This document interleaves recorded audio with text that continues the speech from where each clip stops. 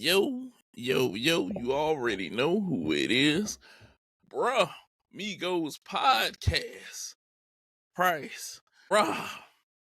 You already know we back. Weekly episode. We back with a banger.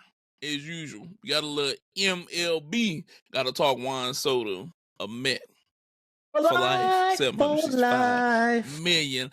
So much money. We're gonna talk NFL. Is Joe Burrow an MVP, or at least an MVP candidate? Okay.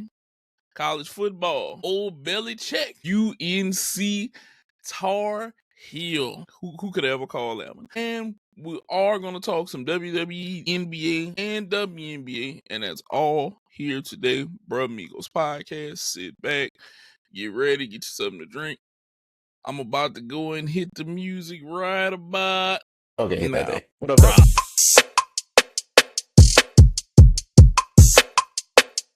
What up, Brah. Gonna start it off. MLB. Juan Soto. $765 million is of the those number. things. 15 years of those things, too. 15 years of them. Now, with that being said, he's 26 years old. That would take him to he's 41. First thing I must say, me and Rob are probably severely disappointed that neither one of our teams were able to pull this off and make this Broke-ass happen. Cardinals. Again. Boston, I am so disappointed in you. Although they did make up for themselves with the Garrett Crochet trade, I will say that. Yeah. He did do that. Juan Soto, Met for life, 15 years. I don't think he might get traded. I think he might ride this out. He might be a Met for life the rest of the way. But what do you think of the contract, bro? Give me your thoughts. So, as I basically, kind of was saying in the show that, yeah, he ain't gonna get that $700 million unless it's like 15 years or something like that. I was right. I said 46 to 52. So, I mean, I was mostly right. Just pat me on my back, all right? Look, digitally, YouTube, y'all, look, reach back there, pat me on my back. But nah, so to be real, I understand it. Like, I understand it from both sides. Juan Soto can't really pass up $750,000. I mean, $750 million. Excuse me, with a B. With a B. $750 million. With a potential opt-out with 2030. So, I mean, he is getting $51 million a year, but if he does, doesn't like Flushing Queens anymore, he does have a potential out in about a few years. Yeah, I think it was the trade. I think it was the move that he had to make. I think it was the move that the Mets had to make. Steve Cohen basically has been trying to get a free agent that has been a splash signing for a very long time. He did get the Francisco Lindor trade, but it's still to the point of he hasn't really had that splash, signing. He's been the guy that's like, money is no object, money is nothing, I'm gonna basically do it. And for all these guys have been signing with everybody else, it's been like, you've been saying you ain't want to get outbid, you were saying you're gonna spend, you said you're gonna go in the luxury tax where it's at. He did go and get Verlander and Scherzer. That didn't work out. Still paying them, but still, Juan Soto, hey, congrats on making your money. Chances are you ain't opting out of this one. As far as the Mets and how they stand, this actually reminds me of the Aaron Rodgers free agent signing in that or the trade, I guess it was a trade. In that basically, it is a big sign or big acquisition. It is a big deal. Mm-hmm.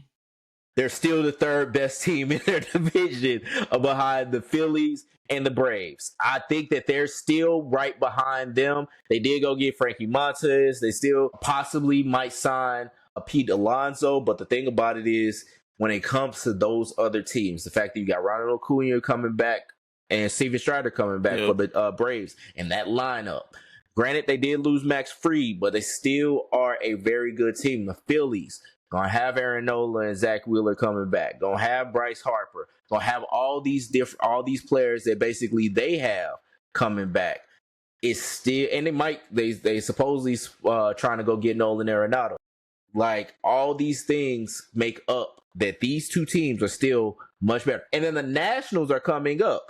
Dylan Cruz is basically going to be in that lineup full time. James Wood is going to be in that lineup full time. They still got a pretty nice roster. CJ Abrams. That division is going to be very competitive. And I think with the Mets, with who they have, They still have talent. If they could get Pete Alonso, I might look at them more differently. But as far as right now, they are still the third best team in the NL East. So, like, Nate, what you got, man? So, with what you just said made 10,000% of sense. If they get Pete Alonso, they're probably maybe pushing towards second best team in that division. But I gotta say this, Rob. In the game of baseball right now, you need the hired guns. Yes. You need the guys that can go get runs. You need the guys that threaten pitchers. You need those guys, and he's one of those guys. And at 26 years old, with him, Lonzo being out there, Lindor being out there, the Mets were already a nice buzzsaw when it became playoff time. This needed to happen. Yeah. It needed to happen for them because I'm gonna keep it a buck with you. I think that they're playoff worthy next year, regardless if they had Soto or not. Mm-hmm. But this turned them into Rocky 2. Okay? And this is what I mean by that. You remember in Rocky 1, him and Apollo Creed, they tied out. Okay? But he went and got a victory on That's true. This allows them to get a victory and multiple victories. But I gotta agree with you.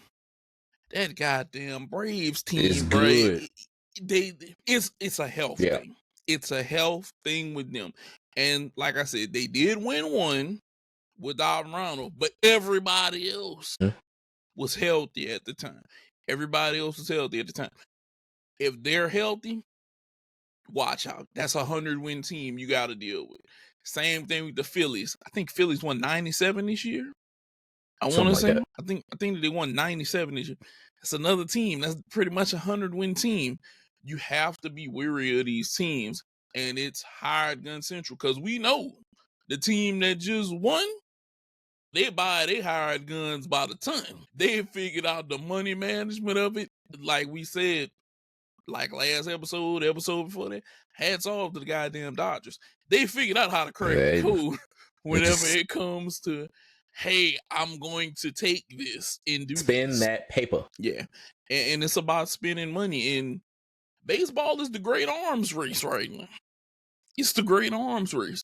Who can build up the better team? Who's front office? And like I said, I'm gonna take my hat off to the Mets. Hey, you guys in the front office are getting it done. God damn it, Boston. I need us to get it done. Yeah. Okay? I know Rob feels the same way about his Cardinals. Yeah. We need y'all to get this shit done. Yeah. I mean, they're trying. They're doing their best, Nate. They're needing, these are two great franchises that's been around for absolutely forever. So, they got to take baby steps when, they're trying to actually compete and actually getting back to the playoffs more consistently. We can't just think that they're going to do it right then and there. We have to have empathy. We have to really feel this. This is a no judgment zone. We got to really feel and care about their feelings and not just, rush them. We got to basically be nice. All right. We got to be nice. Rob wants to be nice to y'all. Me, I'm ready to go DEFCON 1 and blow this shit the fuck up because I'm tired of this shit. I'm ready for results, dude. Hey, look, like this is like, I'm good. Like, I've just come to basically be good with the whole rebuild thing. Like, I've just got to be like, look, because we've been hitting our heads against the wall and y'all ain't gonna fire Ollie. So it's like, fuck it, let's go ahead and rebuild. Yeah, you got to do something. And it is just hats off to them. But like I said, every year we tell you guys who don't watch baseball, baseball. It's a lot better than what it was in the previous years. Sit down, look, crack a couple brews, get you some food, and sit there. And you get into your baseball game and take a look and, enjoy yourself. You'll definitely like it. Now, moving on to other things in baseball, I'm going to let Rob explain how the Astros ruined this day. And then I'm going to elaborate on what I feel happened with this particular deal. Go ahead, Rob. Let the wonderful people know how the Astros ruined America. 'Tis the season of getting on my fucking nerves. Astros basically traded away their MVP caliber left or right fielder, really, a Kyle Tucker, to the Cubs. Who am I a fan of, Nate? That would be one St. Louis St. Cardinals. Louis baseball Cardinals. A hated rival. You know, my dad's a Cubs fan. Granted, he's going to basically complain that he's not a pitcher, but that's neither here nor there. I'm just mad that they traded this motherfucker away, but damn near nothing.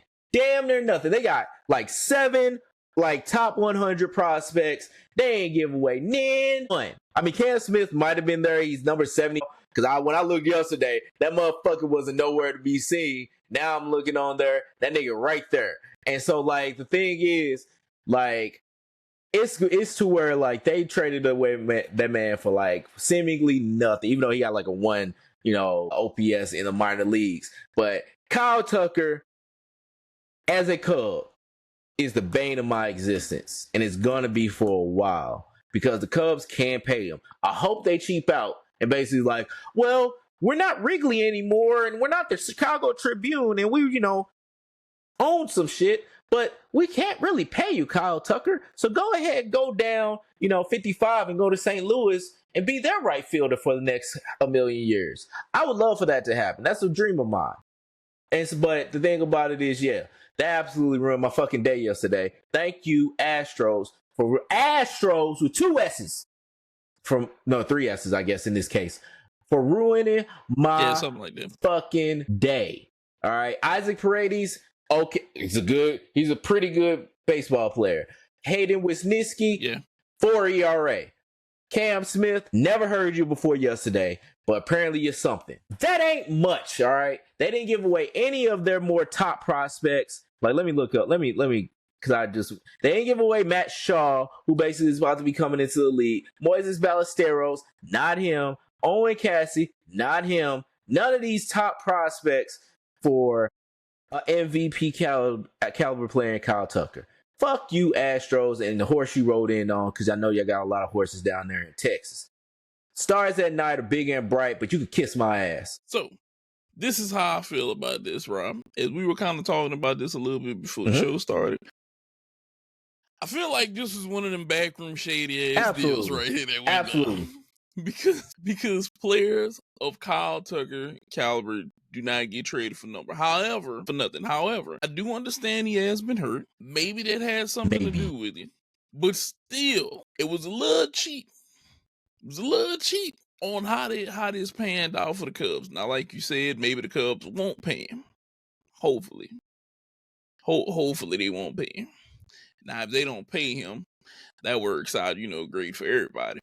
Somebody else can, go ahead and take a shot at this. Now, with that being said, I have mixed feelings about this because did I want him to go there? Nah, because I like to compete against you, Rob. I like to talk about how our team done.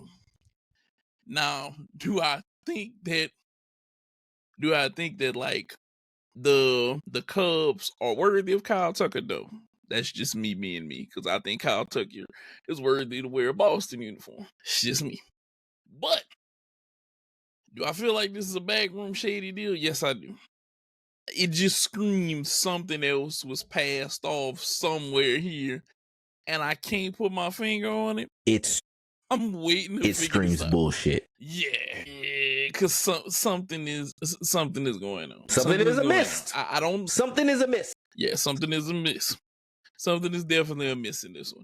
Whenever I figure out exactly what's going on, I'm gonna point it out. But Kyle Tucker, you deserve a better home than Chicago. St. Louis is lovely this time of year, or any time of year. Believe me, that's why I'm not there. It's nice out in Boston all the time.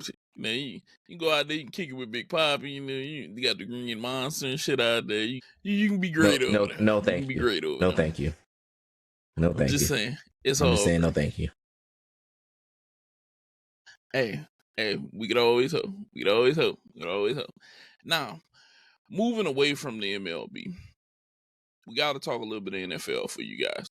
So as the season has progressed, this has somewhat been a crazy NFL season with ups and downs and highs and lows of QBs, teams, all kind of stuff. But one team and one quarterback sticks out in my mind whenever I mention the word MVP. And it also sticks out in Rob's mind. And that's the man, Joe Burrow, who came out of LSU of the Cincinnati Bengals. You know, him, Jamar Chase doing their thing over there, T. Higgins.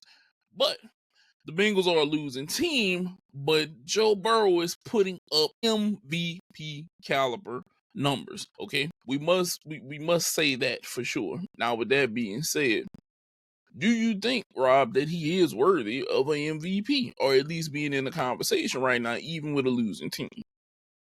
Absolutely. That man is absolutely playing out of his mind. 33 touchdowns, 6 interceptions. What was it? 3,700 yards on the season so far. This man has basically been pulling this team by the bootstraps all this fucking season. Like, he's been everything for this team because they haven't been shit for him. Like, absolutely not. This is like one of the near worst defenses in all the league. They are basically tissue paper right now. Everybody's going to say Josh Allen's that dude because Josh Allen's been playing on every other primetime game this season. And granted, I got you. Yes. I'm with you. That man has been doing his thing, everything like that, and y'all been trying to anoint this motherfucker for years. But Patrick Mahomes been getting in the way. Joe Burrow is absolutely a MVP candidate. There's no question about it. His defense is shit. He's been doing what he can. Like, this team is 5-8 right now. They would be 1 and they'll probably be 0-13 if it wasn't for him. Like, truly, absolutely would not be anything without him. He is absolutely like A-Rod when he won the MVP for that Rangers team that won like 60-something games or whatever it was. Like, he is that dude. And he can't really do much because his defense can't really do anything. The motherfucker can't play safety. He can only do what he can from his side of the ball, and he's been doing absolutely phenomenal. Because the thing when it comes to the Bengals and the Buffalo Bills give up like 20 points a game for defense. On defense, the Bengals give up like 28. Buffalo Bills score like 28 or 28.1. Points. The Bengals score like 28. Like, it's basically like they score the same amount of points on offense, but Burrow has to deal with his defense giving up damn near more than basically what he's basically giving up or what he's scoring in. So he's been trying to basically get this team going. This team ain't trying to be about things. Like, what do you think about Joe Burrow this season, man? If I was gonna have to pick a quarterback on a team that's losing, it's going to be them. And I have to stick to that because he is playing out of his mind. He really is playing out of his mind. But like you said, his team's defense is so trash right now. And when I mean trash, it should almost be against the NFL or how bad they play.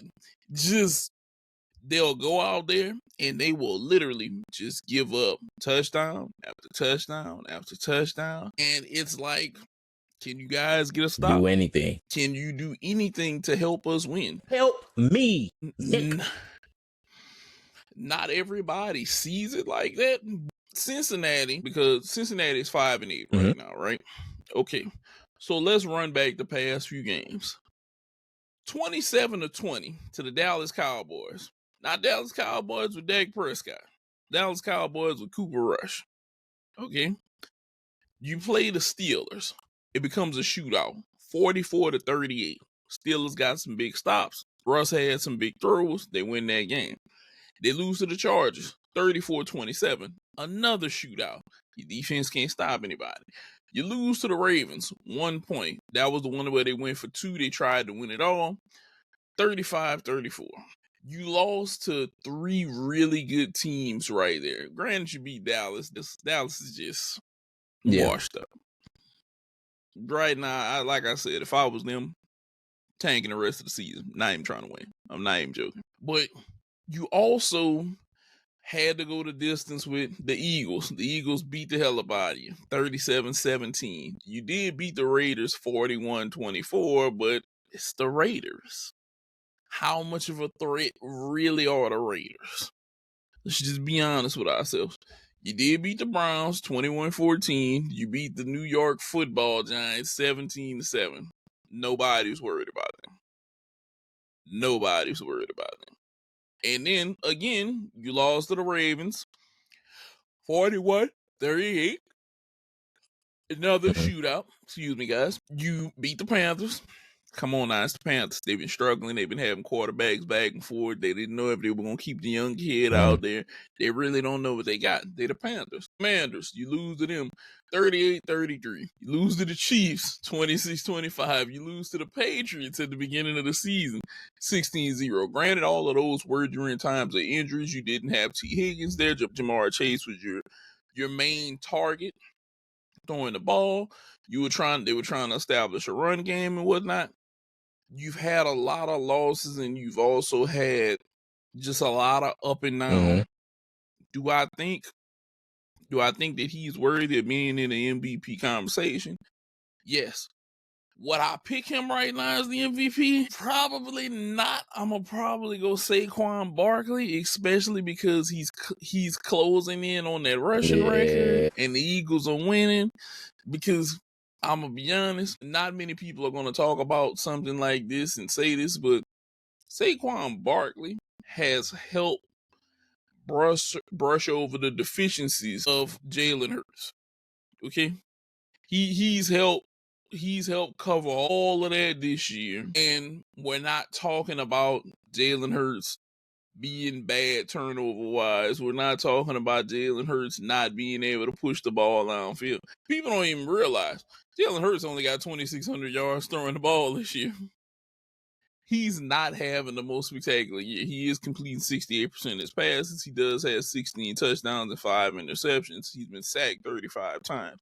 He has a really good quarterback rating, but it's because your running back has 1,600 yards right now and constantly pushing, and he's looking like he might close in on that 2,000 mark, at least hit the 2,000 mark. We're not sure if he's going to break the record, but he's damn sure probably going to hit that 2,000, have a 2,000 yard season, you know? So I feel like that alone has helped the Eagles out tremendously, especially from last year to where they're at right. So if I was looking at picking the MVPs, probably Saquon Barkley. Is Joe Burrow there? Yes. Is Josh Allen there? Yes. Josh Allen, yes, he's beat the Chiefs. He's beat the Chiefs. But it's not the one that matters, dude. It's a regular season win. It's not the one that matters, because we all know that little light-skinned dude in Kansas City, when they come play all the time, he go to the next level. And when he go to the next level, he's like, I'm going to show y'all why I got 3 rings, and you ain't got none yet. And he going to go out there, him and Andy Reid are going to dial up everything in that playbook, and they're going to make it happen. And look, we watched him do it on a bum ankle, okay? Watched him do it on a bum ankle, and that's scary to say. He was beating people on a bum ankle. Are you up there, Josh Allen? Cool. Is Lamar up there? Yeah. But man, right now, if I had to hand it to somebody, it's Saquon, because he's definitely helped lift that Eagles team to a different level right now. That would be my choice. Now, also moving on, when we talk about awards in the NFL, my boy Rob. There's a certain quarterback named Sam Darnold. Oh, yeah, I've heard of him. And even though he's not an MVP candidate, Rob thinks that this man should get some sort of award for what he's been doing. Rob, what sort of award do you think that he should get for what he's been able to do right now? You know, for your Minnesota. Real shit. Like, because there's been actually traction of people talking about Sam Darnold should be the MVP. Aaron Jones said it. There's been some beat writers. I want to say Nate Tice. Let me not get your name. Let me not put that on you, because I don't know if you were the actual person. You were just having a lot of videos of him on Blue Sky. But like, there's been actual writers that's been saying Sam Darnold is the MVP or should be the MVP this season. Because of what he's done with the Vikings, 11-2. He's had a good season, 28 touchdowns, 10 interceptions, 68.9 completion percentage. Like, he's actually played fairly well. Made great throws all season. Had 5 touchdowns against the Falcons last week. But to me, he's not the MVP. I think that, even, and that's me coming from a fan of the team, like, I think he's not the MVP, but there should be something about what he's done, because when it comes to him basically coming in, and he wasn't going to be the starter. He was going to be the starter if JJ wasn't going to work out well. JJ McCartney, that is, that wasn't going to work out well in training camp, or if there was going to be something that goes wrong. So he got thrusted into the starting quarterback position. Now, if you want to say that's valuable because of what that is, then I would say, yes, I got you. But as far as like what he's played and the caliber he's played, he hasn't played to the caliber of Joe Burrow. He hasn't played to the caliber of Saquon Barkley. He hasn't played to the caliber of Josh Allen, where it's that takeover, I'm going to win this game, nobody's going to stop me kind of personality to him. He hasn't had that kind of season. He's played well.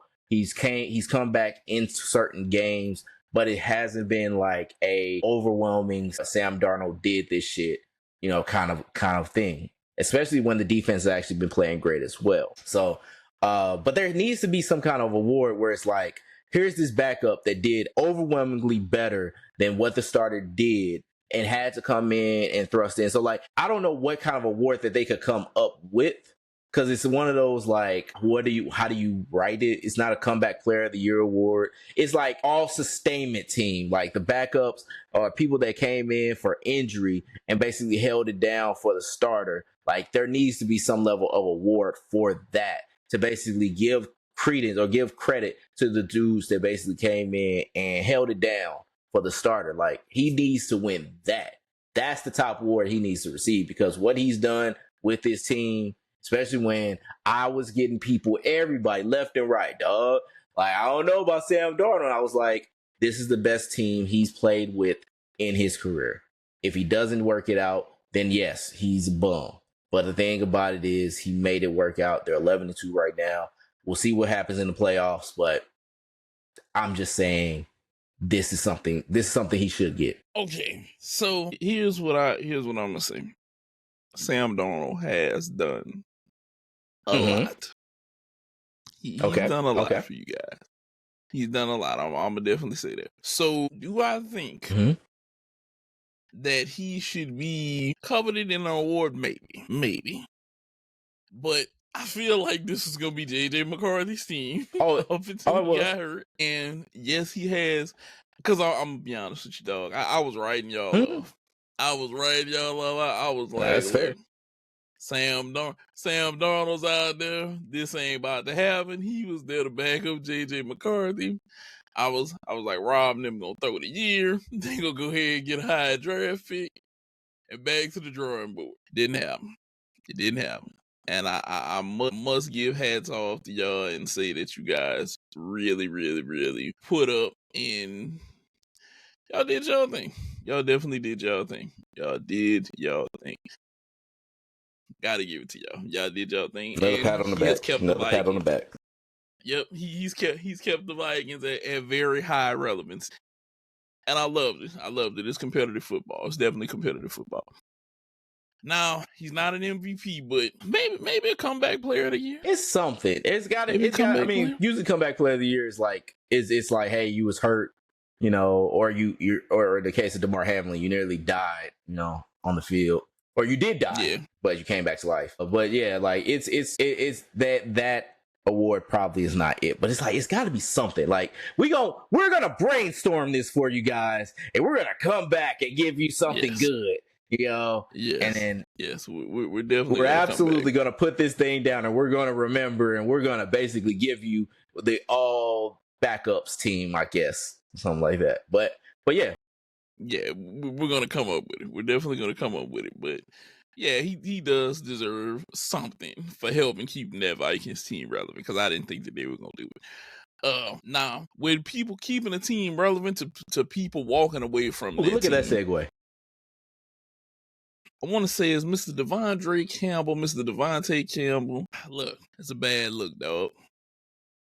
It's a bad look.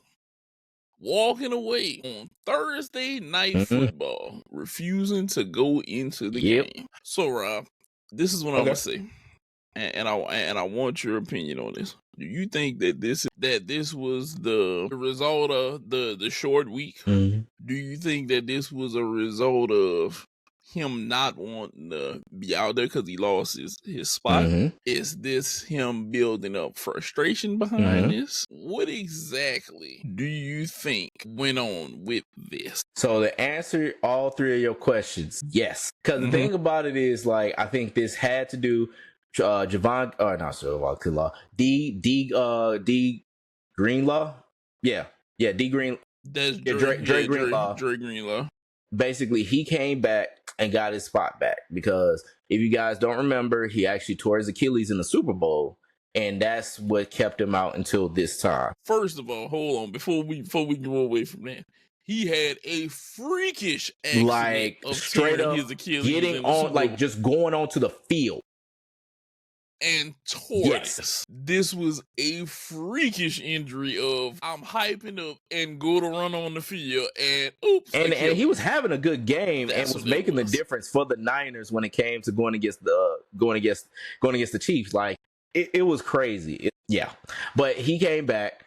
Devon Campbell or Devondre, I'm getting everybody's name wrong. Devondre Campbell basically was holding it down. He'd be on all hold it down team because he's basically holding it down for Greenlaw. He basically lost his starting spot to him. He was starting 12 of the 13 games, was basically playing fine and everything like that. Former All-Pro linebacker. He played for the Packers. That's where I remember him from. But yeah, he lost his starting spot. It was a rainy game. He refused to go in the game. And I'm like, yeah, man, that's fucked up. And it's all his teammates said, man, that's fucked up. And usually NFL players are to the vest. They ain't going to say much. They going to basically give you the carbon copy answer. But everybody was like, man, nah, that's fucked up. He left us out there to rot and everything. Like, we needed him in this game. Ended up losing the game as well, 12-6, which, to be real, that's my thing about this. And that's like, to go back to Thursday Night Football. We probably wouldn't be talking about this incident as much as we would if this game was actually worth a damn. And the reason why I think this game wasn't worth a damn, A, because of the rain, B, because it's a short week. Because the thing about it is, I don't think that they would have played as bad or as busted if this wasn't such a short week and they had to basically get back on it. And so I think that even though I can't say anything in favor of what happened with Devondre Campbell. I can't basically say I'm on his side with this because you left your homies. That's your teammates. This is probably your last. That might have been your last snap. But but to that point, I'm just saying that dog, we probably wouldn't be having this situation. He probably wouldn't have been as frustrated if y'all would just basically put bye weeks before these cats play on Thursday. Because as you saw last week, when you had two teams playing on Thursday with a bye, coming off of a bye, they play much better, when it came to the Lions and the Packers. When you have teams when they're not playing on short rest, you have a much better output. So why don't y'all start building in these bye weeks for not just there, but for these international games as well? Figure it out. I don't know what you got to do for it, but get it to where these cats can get some rest and so we can get better games. Because if you don't want people to just keep talking about a motherfucker walking off the field instead of what you already brought out and paid and somebody else paid to basically have on the field, put some bye weeks in there, man. Yeah. Now, with that being said, Rob, him walking away from his teammates, that hurt him. I know that hurt him because that's a guy that you're in the trenches with. He's a 9-year vet at this point. That's not a good Not at all. Nobody's going to want to pick you up whenever you do something like that. Just to say how that team is and how tight-knit I like to think that team is, and for someone to do that, it was like, man, you decided to run away from this at that time, and no matter what your reasoning may be, maybe you had a Devondre Burrow type of thing, and it's like, I don't want to be here no more. Oh yeah, I don't know. Or maybe it is that you're just upset that you don't want to be behind him. But this isn't going to help your situation if you were trying to get somewhere and start somewhere else. It's I don't think anybody's going to sign him. I think if somebody is, it's going to be for a lot less than what he was making, which was $10 million this year. Because it's something that, like, once players, like, when it comes to, like, these sports, once the players can't trust you, it's hard to come back from that. And when you do shit like this, even if you are frustrated, even if you are mad, everybody's basically saying, like, I'm not gonna go with the whole "you should be ashamed of yourself" kind of thing, because I don't know you like that. But like, the thing about it is, yeah, I can't see this man getting another gig for real. It's just highly unlikely. Yeah, it's going to be one of those highly unlikely things. College football. I know last week we kind of went at y'all, wasn't people tired of talking about college football, but we got to talk about college football this week because UNC signed Bill Belichick as their coach. I think it was a 10-year contract, right? 5 years? I've heard between 3 and 5.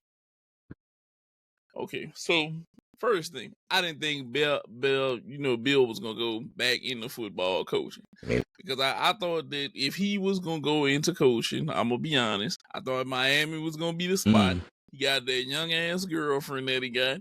She probably likes nice weather. He could like nice weather. He's retirement age anyway. Go to Florida. Exactly. Or Jacksonville. Yeah, that would be my options. I never thought North Carolina. Who never know? You might listen to a little bit of Petey Pablo while you're up there. Maybe, but him being the Tar Heels head coach, how do you feel like that's going to affect their football program? Do you think that that's going to bring a good influx for them, or what do you see happening to you? So for me, I basically looked at it like this. It was for him, he said it was the team that basically his dad coached for. So he's used to the actual team, he's used to the area, all that. Do I think it's going to be anything good for them as far as saying that you have Bill Belichick on your team? Yes. But as far as like what happens to a Bill Belichick team on paper or on the field, no. I think that I don't see them winning any more than 6 games. Honestly, I don't see them basically like in the 5 years, 3 years, or whatever it is, they will not win more than 6 games. Like, so it's because the thing with Bill Belichick is what everybody says about college versus the pros. It's the amount of leap that you have to make when it comes to the structure of like the playbook, structure of how they're basically teaching. Because when it comes to the NFL, it's like, this is the pro. Like, this is everything like what you've been training to get to. This is like this is college when it comes to like, when you're talking about schooling. Like, this is like the creme de la creme. This is everything that you want it to be. This is where the top people go to. And so when it comes to that, it's like, I don't think that he's going to basically do, or I don't know if he's going to be able to conceptualize enough to where he can basically say, all right, I'm teaching kids now, because that's what they are. These are cats that's coming from high school, come from high school educations, come from very different walks of life. And so are they going to be able to grasp onto what he can basically get with? Because like we were talking about with JJ, for example, can he be an X's and O guy, and can he be somebody like that? Now Bill Belichick is going to have to be more of a father figure. They're going to have to recruit, which basically he's never really had to do. So he's going to have to go around the country to fly around, probably in a private jet or whatever. But like, he's going to have to go around and actually try to get his players. Because I know he wants to basically coach in college, because I think he wasn't going to get the control that he was going to want in the NFL. Even though basically people said they didn't want him, it was because he was going to want a level of control that he had been used to for the last 20 years. He's not going to get that now, or he's going to get that now. Basically, he's going to be in college. But the thing is, he wasn't ever going to get that in the NFL.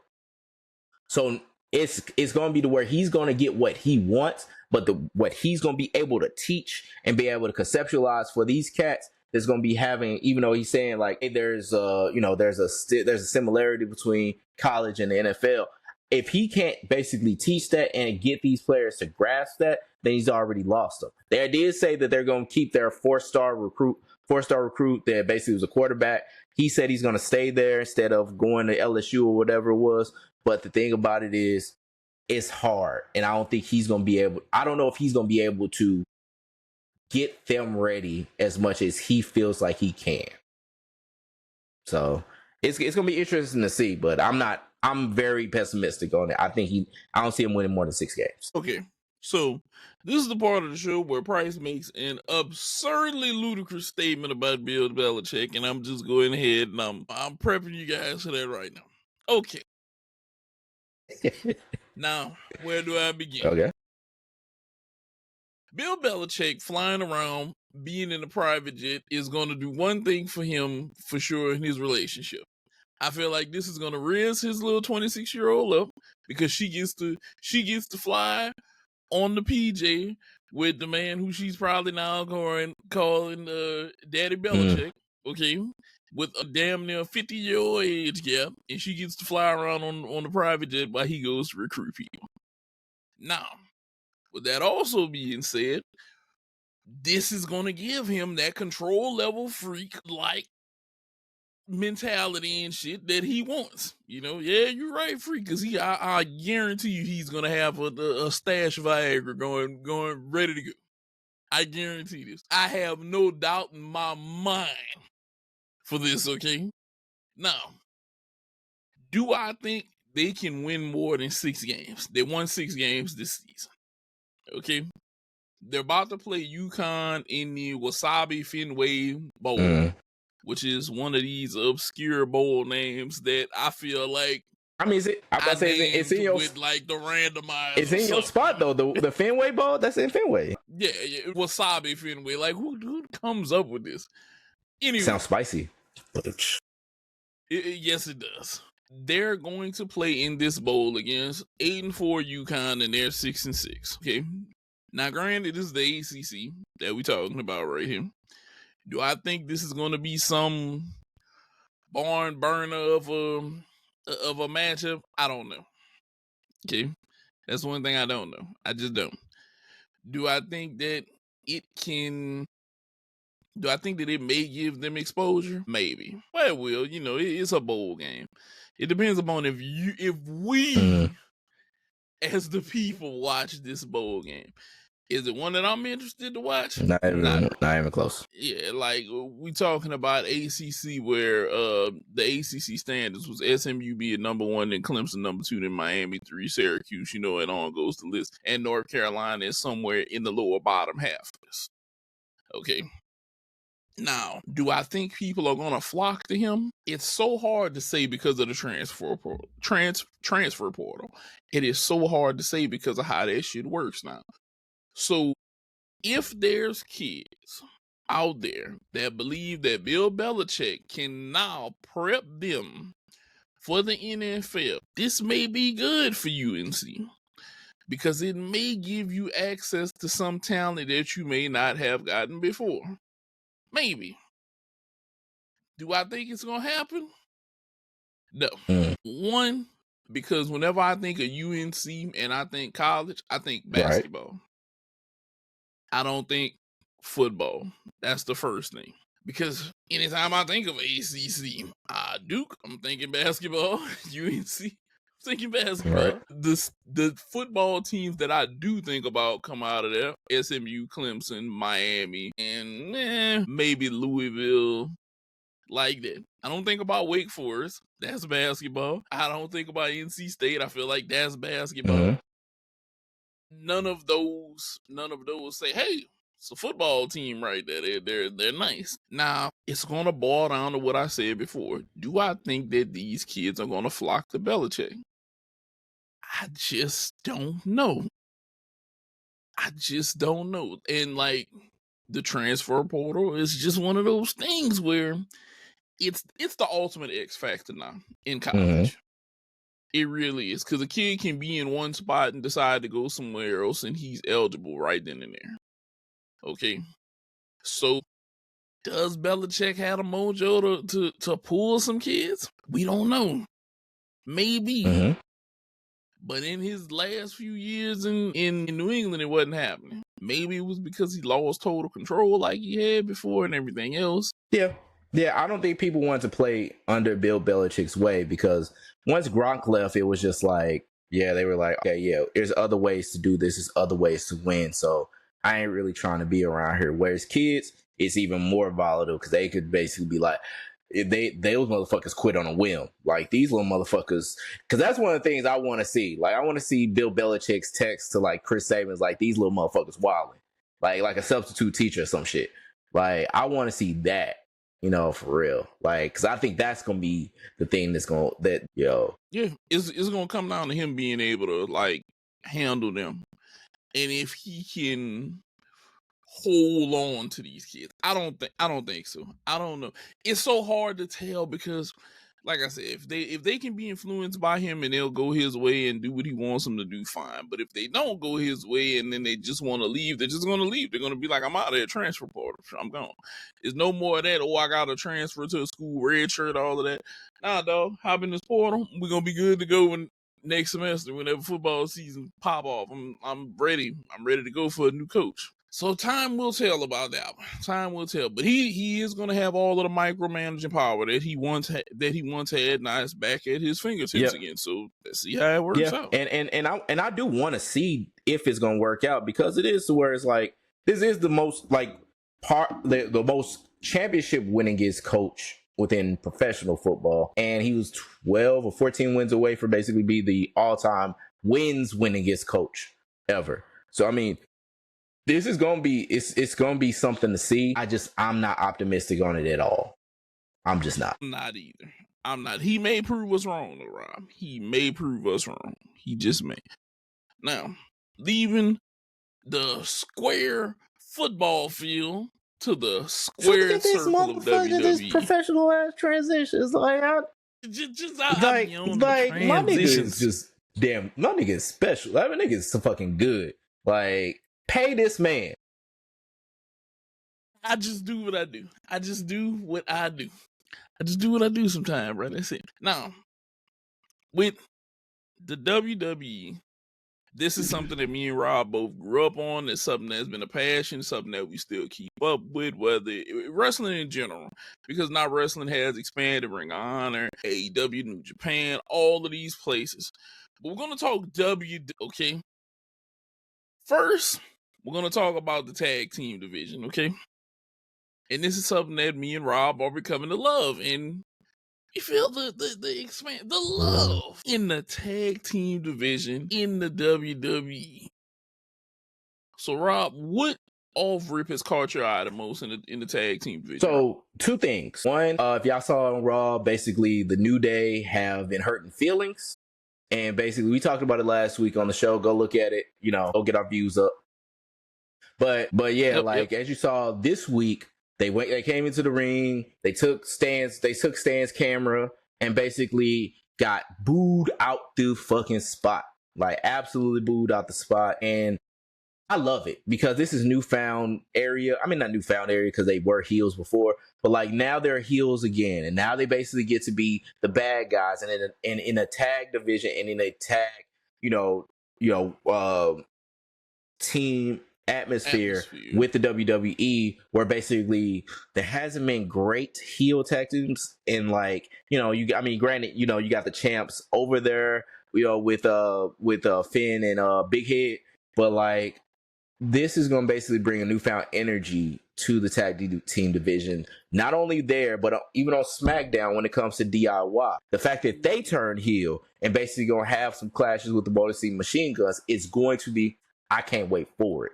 Like, I think that those are great moves that they made to basically really bring energy to the tag team divisions, and I can't wait to see what happens with it, especially when you got the Motor City Machine Guns on SmackDown, you got the Street Profits on SmackDown, you have some teams, you got Andrade and Apollo, I think is going to become a tag team, it seems like, or they've been rolling with each other, but like, this is going to be something great, and I can't wait to see how it all plays out. Nobody takes pride in being bad anymore.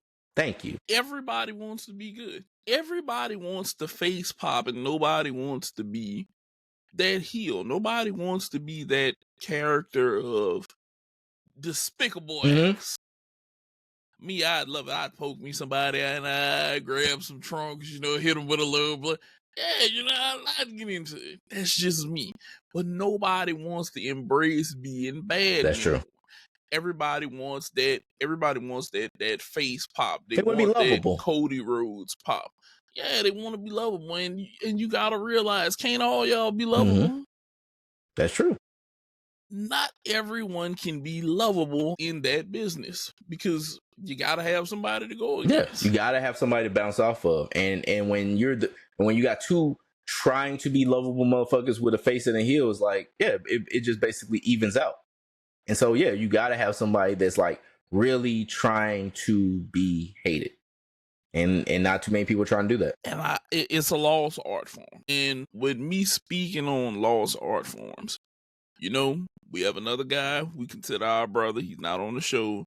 Jarvis. I was talking with him the other day. Yep, Big Visky. Me and him were talking about what goes on, the difference between what happened in these type of characters versus what we have now. We'll use Attitude Era versus our current era. And what me and him talked about is, and this is why I wanted to bring this up with you, is the fact that right now we're at a crossroads where the actual physical wrestling, the move sets, the athletic performances got better.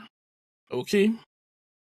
But the actual development got worse here, and it was way better here. These guys weren't superiorly athletic like the guys today, but their character was there. Okay? Now, this is what I wanted to say to see how you're going to react. Somebody even suggested, why don't they have acting coaches now? Why don't they have someone to help them develop the actual character that they are? Because character development has always been key in wrestling. It has been. Whether Ric Flair, one of the most notable people, okay? Maybe it's because back in the day they drove everywhere and they talked all the time. And yeah, his character was developed, and it was such a well believable gold watch and a well done hair. And the Stacey Adams and the suit and the shirt and the women love me and everything. The character of Ric Flair is so iconic that I'm going to say this, and Visky said it also. John Cena, being the last character that he was, makes me appreciate him more now because of the guys that I look at now. And I'm like, where is that person? Where is that person? And I just got to ask you, Rob, what can we do? Or do the guys even come close to the Attitude Era guys?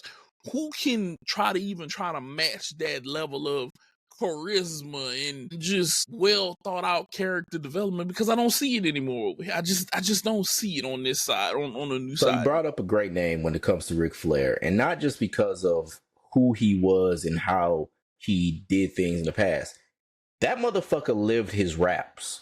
And what I mean by that is he was no cap in his rap. Like, he was actually limousine riding and jet flying because he was a method actor. He basically was like, I'm living this shit.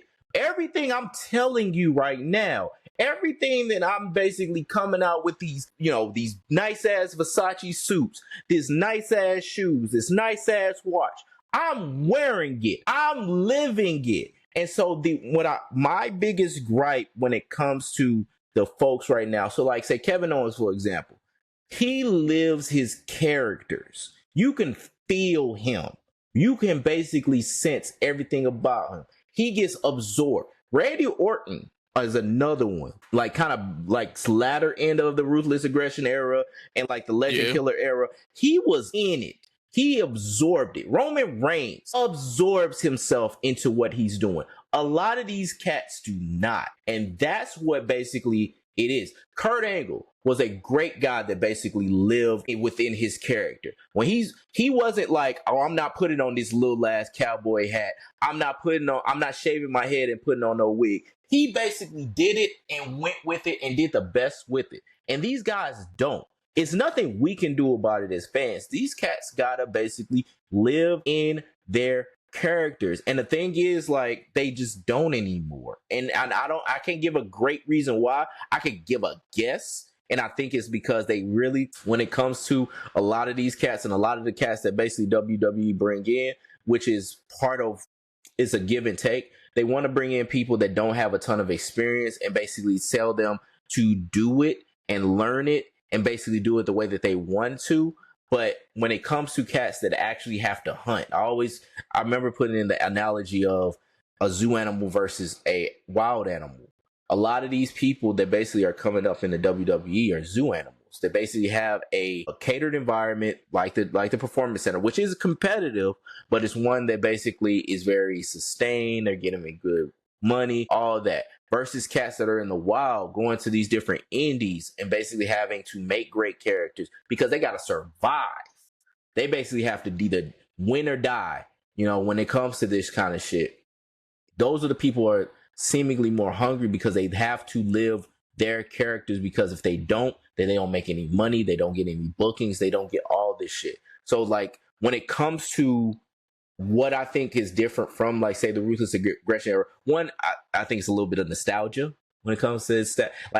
We look, the cream rises, look, the cream rises to the top, as somebody once said. And we only think about, when it comes to like nostalgia, we think about that top cream, and so RIP Randy Savage.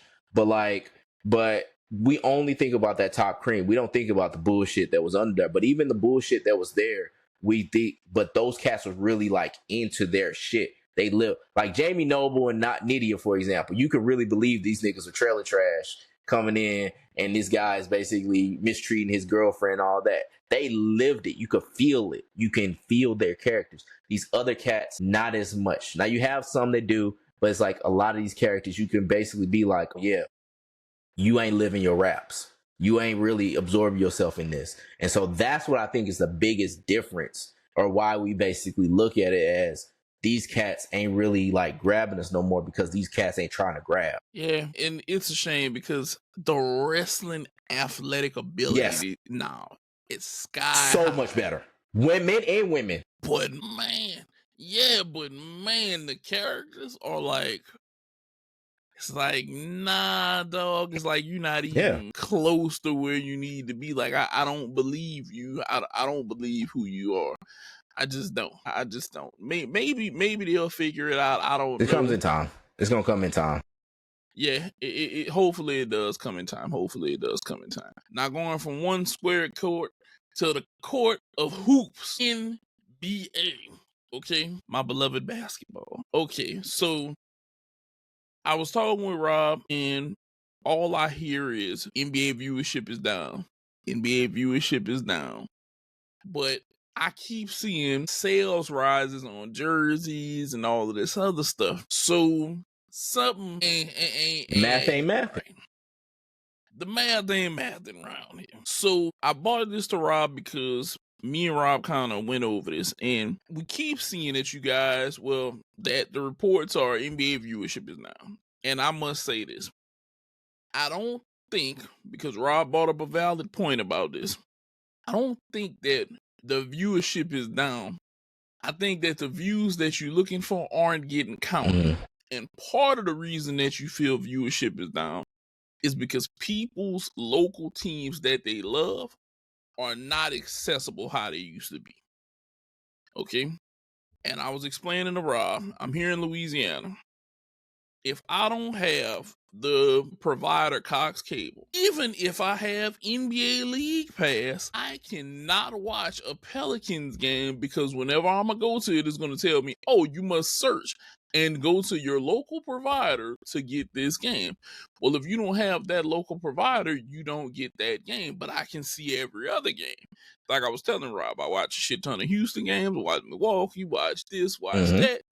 Can't see the Pelicans game because I need to have Cox Cable service. And even if you have DirecTV, sometimes they'll still black out the game if it's at home. So it doesn't make any sense, because you guys are posting numbers, but viewership is down. And I think what you said, Rob, people might be broke and they just going the other ways of getting this. Like, I really do. Like, what else do you think it could even be? Yeah, like, I mean, people don't have the money to basically buy every goddamn service to basically watch these games. And they can't really afford. So, like, for me, for example, to your Pelicans point, I want to watch, where I am in Virginia, I want to watch Orioles and Nationals. But I can't. Even though I'm a Cardinals fan, I really watch Cardinals fans. And those motherfuckers get blacked out too. But like, I want to watch those games and see like how those teams are playing, but I can't because of the service that I have. Like, you have to basically have Masson or whatever it is. And like, yeah, man, I ain't gonna buy it. I don't want direct TV. I got YouTube TV. I want that, but that ain't provided there. So that's one of the things. I don't feel like paying for other shit just so I can get other shit. And granted, everybody's saying, yeah, this was so much easier on cable. It was. But even with that, it's like when niggas basically are not just putting shit on local TV or getting to where, hey, this is accessible, in some kind of manner, shit's gonna go down because niggas can't afford to get all this shit. So it's like something's gotta shake. And when you say, like, when all this exclusivity comes down to it, it's going to take a lot of people out. And it's going to basically have people go to alternative means where they're watching the games, but it's not counting in a way that basically is metered. And so, yeah, exactly. It's the problem that they going to have to fix because something's going to have to give. Yeah. And the only other reason that I can kind of tell you that it may be down is because you got too many people trying to like impersonate Steph Curry, and there's only one Steph Curry. Yeah, and they need to widen the lane because they can't really get much variety in the game. It's like everything is drive and kick. Nobody really is really cutting and going to this basket like that anymore. Like everything is just, hey, be over there. Hey, be over there, and then I'm gonna get your ball to you. Versus just like motherfuckers actually dribble and drive and actually trying to score. Everybody, as soon as they get to the lane, they looking to pass. Every fucking body. Like, nah, man. Score the goddamn ball. Go to the hoop and score the goddamn ball. Ain't too many people trying to flush on nobody. You got if they get a dunk, it's because somebody fucked up and the lane was completely clear. Go at a motherfucker and not try to get a foul. Now, with that being said, going from the NBA, let's throw a W in front of that. And I must address this real quick, WNBA. Rob was like, bro, tread lightly. I'm going to say this to you, Miss Sheila Johnson. We understand where you're coming from. And if you guys don't understand who Sheila Johnson is, she's on the Mystics. She made a comment saying that the WNBA as a whole should have been on the cover of, that was Time Magazine. Caitlin Clark was the Time Magazine Athlete of the Year. That the whole WNBA should have been on there instead of Caitlin Clark. Okay. Now I'm going to say this.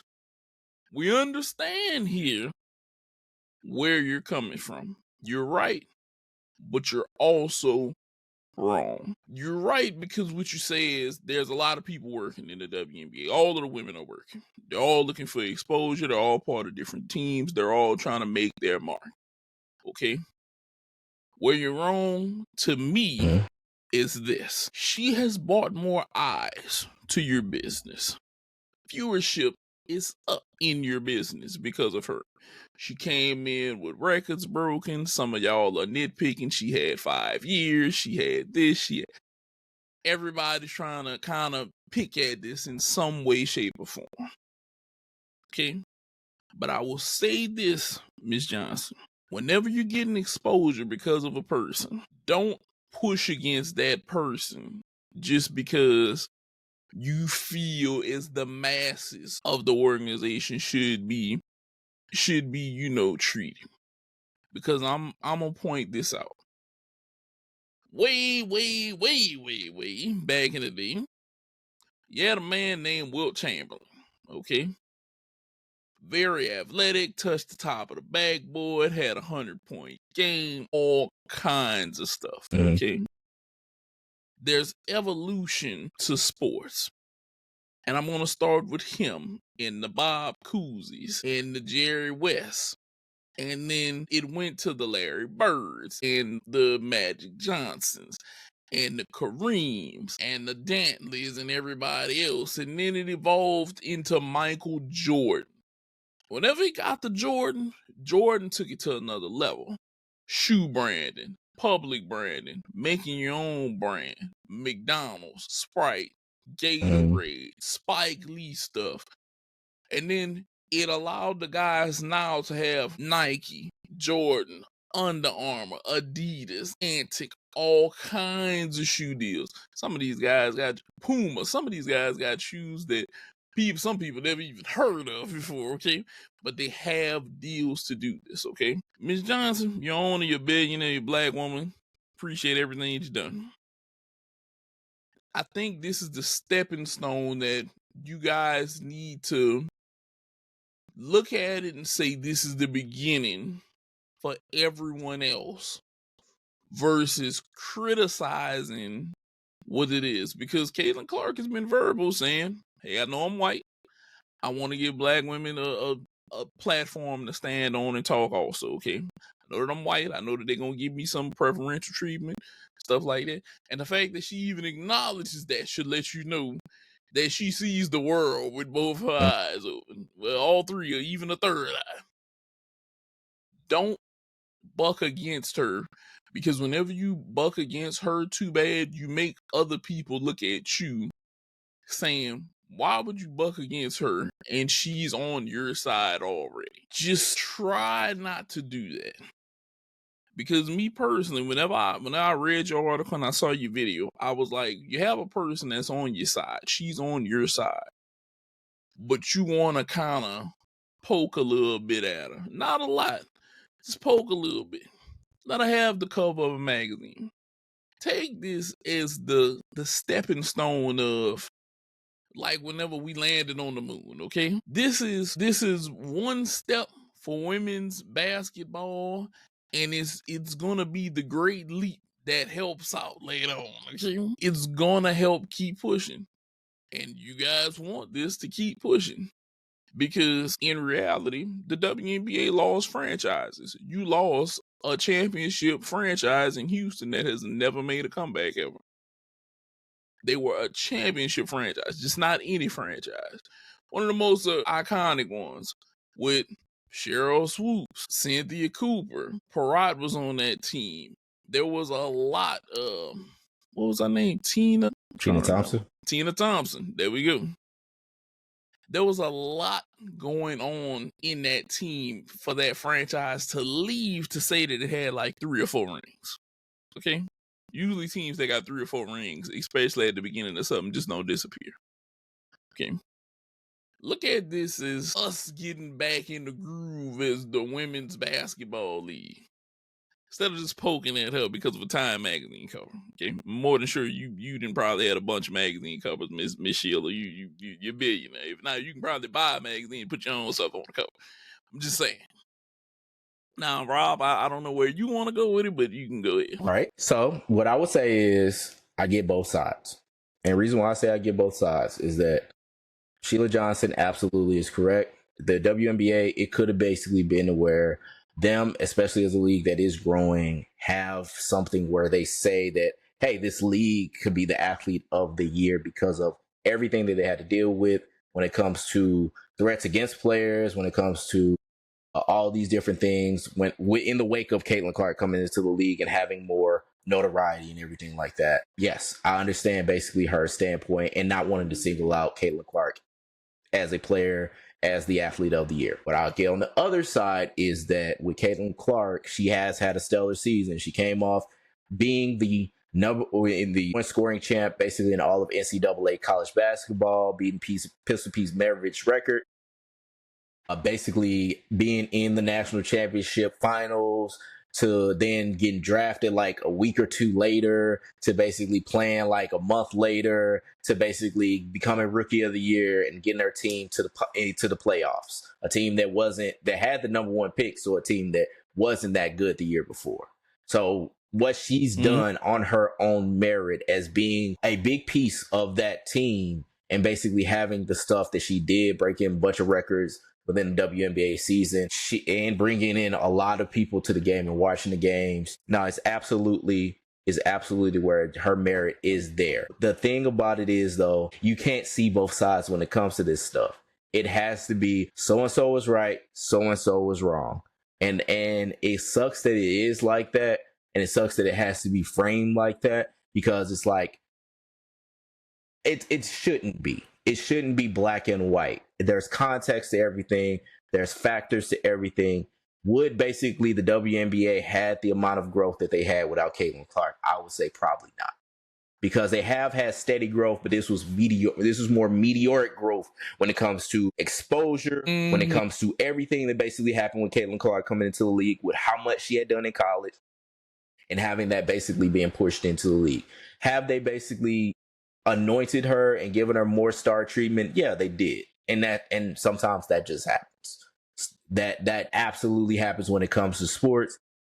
It just is. But the thing about it is, I'm not against her basically getting Athlete of the Year. Maybe they could have did Caitlin Clark and the WNBA or something, some level of that. But the thing about it is, I can't take it away from Caitlin Clark from what she does. But I understand basically saying, hey, let's big up the rest of the WNBA and not further single out Caitlin Clark as this player, even if she did bring more people in. So I get it, but yeah, I'm not saying you're wrong, Miss Johnson. I'm just saying that I understand both aspects of where basically everything is happening. Yeah, trust me, we're not gonna call you completely wrong on something, but you gotta look at what happened for your league, and don't just turn away like she did nothing. Granted, Reese was also part of, bringing in some of that culture with her whole thing with Caitlin, and at the time with the LSU, whenever LSU won the ring, and they were both looked at. But in the end, Angel Reese kind of took a back seat once they got to the league. In a way, she was still very visible. She just wasn't as visible as Caitlin Clark. I mean, she got hurt. Do that too. Yeah, she got her. Yeah, she got hurt, and she wasn't as visible and notable as Caitlin Clark, and do what Caitlin Clark did for that team, because that Indiana team was horrendous. Okay, that team, let's just be frank about it. That was horrendous. But it's one of those things where, hey, in the end, you gotta look at both sides of the coin. Look at both sides of the coin. Don't alienate anybody. Remember, the league is growing. This is what you guys want. This is what the women want to make more money, so they don't have to supplement themselves going overseas, being in a breeding grinder type situation. And you gotta take the good. You gotta take good with some bad and make this thing happen. Now, with that being said, I know that we've said a lot today. We are Brah Migos Podcast. Don't forget, like, share, subscribe. Tell your people about us. Yeah, we're going to always put it up there. Don't forget, we also have a W code. Get you some W. Get that energy. If you 10% off, code Brah Migos Pod. And outside of that, we enjoy doing this. Me and Rob enjoy doing this. Now, Rob, go ahead and take All right, good night, Canada. Good night, Taylor Swift. Hope y'all, we're going to see y'all again before the holidays. But, enjoy these times. Things are kind of drawing down a little bit. Hopefully y'all getting a little bit more easy at work and everything. So, man, look, it's we're coming into a lot of playoffs. Like, I think the NBA Cup is supposed to be rounding off real soon. So, man, watch these games, man. Enjoy some times with your family. Enjoy some time with your friends. Enjoy some times with yourself. And be back next week. Yeah, we'll definitely be back next week with you guys for another episode of Brah Migos Podcast. And yeah, we're out of here. Peace. Thanks for checking out this episode of the Brah Migos Podcast. Make sure to like, comment, and subscribe so you never miss an episode.